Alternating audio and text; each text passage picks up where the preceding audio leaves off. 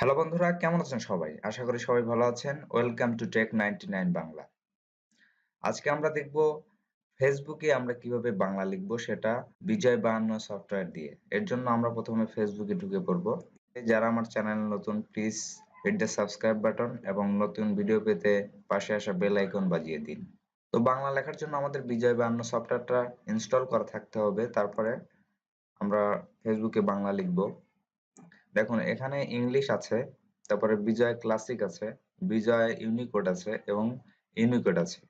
তো আমাদের ফেসবুকে লিখতে হলে আমরা ইউনিকোড দিয়ে লিখবো এবং মাইক্রোসফট ওয়ার্ডে লিখতে হলে আমরা বিজয় ক্লাসিক দিয়ে লিখবো। তো ইউনিকোড টাইপ করলে যা হচ্ছে দেখেন।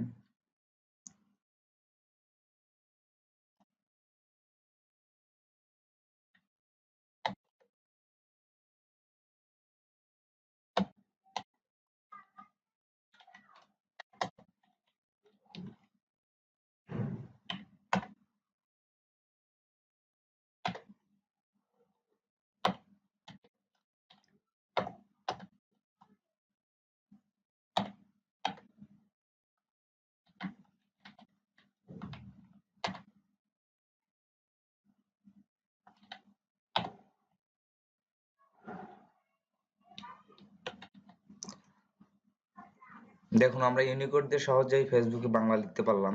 যদি আমরা এই ইউনিকোড না দিয়ে বিজয় ক্লাসিক দিতাম তাহলে দেখেন